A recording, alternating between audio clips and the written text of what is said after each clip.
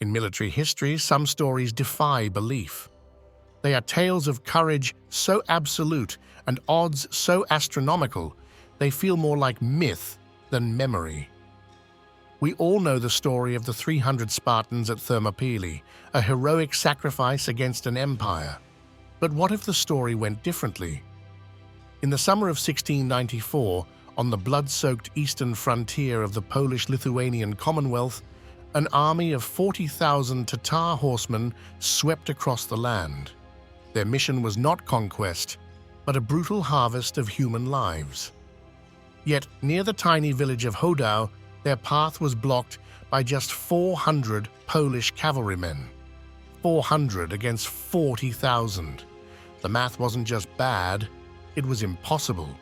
This wasn't a suicide mission, it was the opening move in one of history's most lopsided battles. How could so few even consider such a fight? And what happened when the real battle began? This is the story of how they didn't just hold the line. They didn't just achieve a glorious death. They won. To understand how 400 men found themselves staring down an army, we must first understand their world.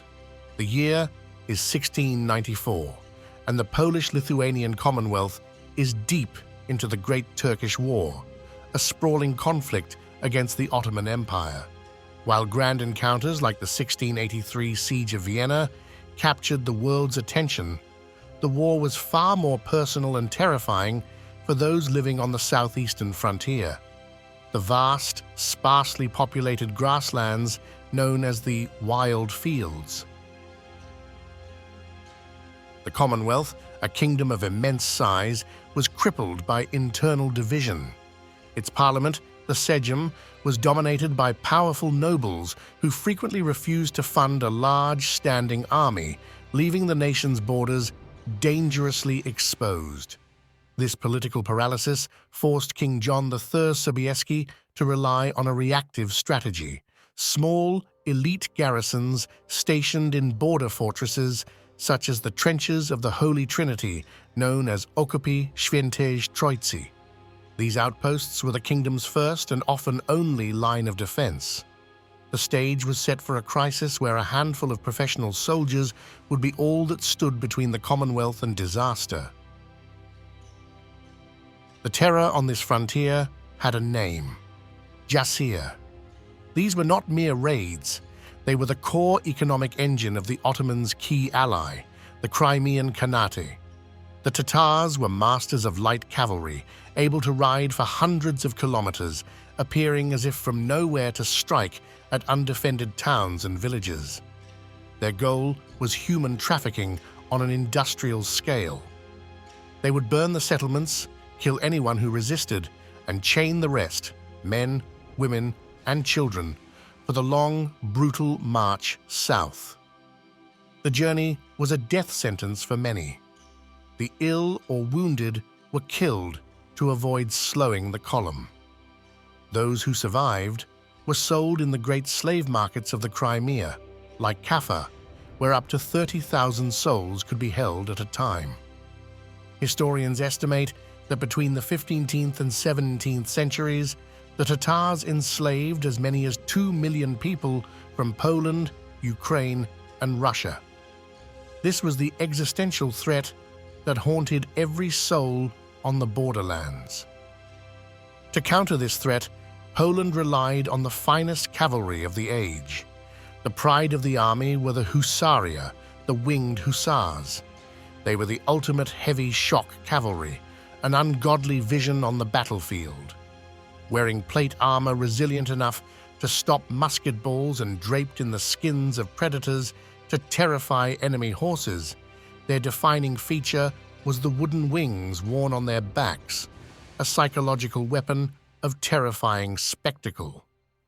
Their primary weapon was a masterpiece of military engineering, a hollow lance, sometimes over 6 meters long, designed to be lighter, stronger, and longer than an infantryman's pike, making their charge an unstoppable force. Fighting alongside them were the panzerni, or armored companions. Clad in mail and armed with sabers, composite bows, and firearms, They were the versatile, hard-hitting backbone of the force. More maneuverable than the Hussars, they could engage in sustained melee or provide disciplined fire support. Together, the Hussars and Pancerni were a perfectly balanced combined arms system, the guardians of the realm. In June of 1694, the duty of guardianship fell to two men. The overall commander was Konstanty Zaharovsky, leader of the garrison at Okopy Świętej Troicy, a man whose troops were known as the Undefeated Men. Supporting him was Mikołaj Tyszkowski, commander of a nearby fort. They were seasoned veterans, grim professionals who knew the brutal calculus of frontier warfare. They were about to be tested as never before. On June 11th, the storm broke. The Polish force, roughly 100 winged hussars and 300 pancerni, spotted the enemy vanguard, about 700 Tatars. Outnumbered nearly 2-1, a cautious commander might have waited for reinforcements. But this was the Polish cavalry. Without hesitation, they prepared to charge. The hussar charge was apocalyptic. The long lances shattered the Tatar lines with devastating force, and the pancerni swept in behind them with saber and pistol.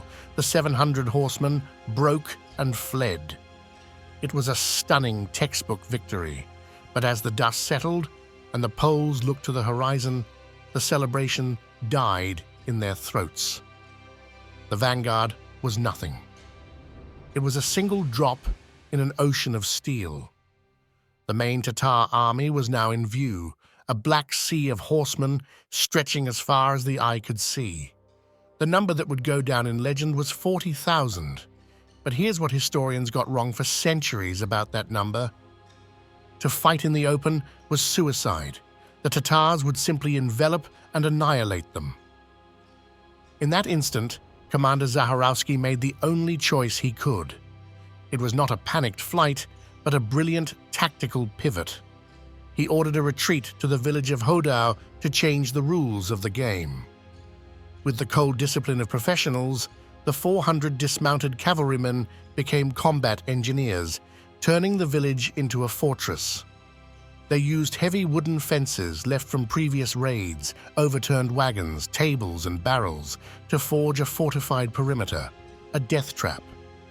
The Tatars, seeing their prey cornered, closed in for the kill. The assault began with a storm of arrows, thousands of them raining down on the Polish position until the barricades bristled like giant pincushions. Then came the charges. Wave after wave of Tatar horsemen surged forward, screaming for blood, trying to smash through the makeshift walls. But the fortress held. The narrow perimeter negated the Tatars' numbers, funneling them into bottlenecks. From behind the fences, the dismounted hussars and pancerni, heavy cavalrymen now fighting as elite infantry, unleashed disciplined, rolling volleys from their carbines and pistols. Each shot tore through the charging ranks. For 6 brutal hours, this rhythm continued. The Tatars would attack, break, retreat, and a new wave would take their place. Wait until you see what happens next. Inevitably, the line broke. A section of the barricade, battered for hours, finally gave way. Tatar warriors poured through the breach, sensing victory. This was the critical moment. If the gap wasn't sealed, the entire position would collapse and the defenders would be slaughtered. In that instant, a small group of hussars, their lances useless, launched a desperate counterattack on foot. Wielding their heavy sabers in a whirlwind of steel, they met the tide of attackers in savage, close-quarters combat. Against all odds, they drove the Tatars back and plugged the gap. The breach was sealed. The line had held. But a new crisis loomed. They were running out of ammunition. And here, the story enters the realm of legend. According to Polish accounts, the defenders, out of bullets, did something incredible. They began gathering the thousands of Tatar arrows littering the ground, snapped off the heads, and loaded them into their guns as improvised projectiles. Whether literally true or a later embellishment, the story captures the sheer, desperate ingenuity of the defenders. They would not break. They would not yield. After 6 hours of fruitless assaults and mounting casualties, the Tatar commanders faced a humiliating reality. This wasn't working. The raid's economic calculus had turned disastrously negative. They were losing valuable warriors for no gain. They tried negotiation. An envoy was sent to offer terms: surrender, and your lives will be spared. It was a reasonable offer. The Poles had already done the impossible. But Commander Zaharowski's reply would echo through Polish history. He sent back a simple, chilling message: "Come and get us if you can." That defiant challenge was the final straw.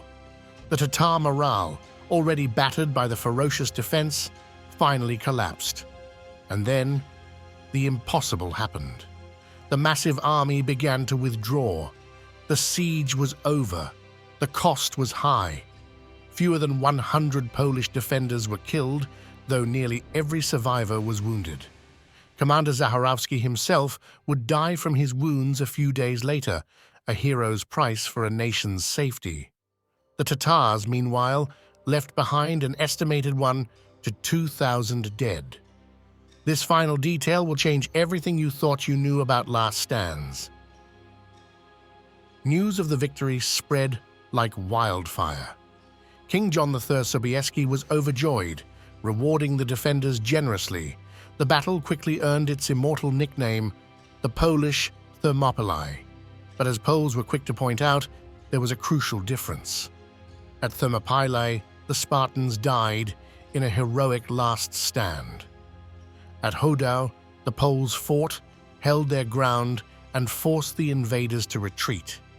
It was a story not of glorious sacrifice, but of impossible defensive victory, a narrative that would become a powerful part of Poland's national identity. To commemorate their incredible stand, King Sobieski commissioned a monument to be erected on the site in 1695. Renewed in 2014, it stands to this day in modern-day Ukraine, a stone testament to the 400 who faced an army and refused to yield. It is a permanent reminder that history is not always written by the biggest army, but often by the most determined. For those interested in learning more about the incredible Polish cavalry, we recommend the works of historian Richard Brzezinski, particularly his book Polish Winged Hussar, 1500–1775. The story of Hodow is a timeless lesson that courage, discipline, and an unbreakable will can achieve what sheer numbers cannot. 400 men saved thousands of their countrymen from a horrific fate and etched their names into history. If you found this story of incredible heroism as inspiring as we did, be sure to hit the like button and subscribe for more forgotten battles of history. What other legendary last stands or impossible victories should we cover next? Let us know in the comments below. Thank you for watching.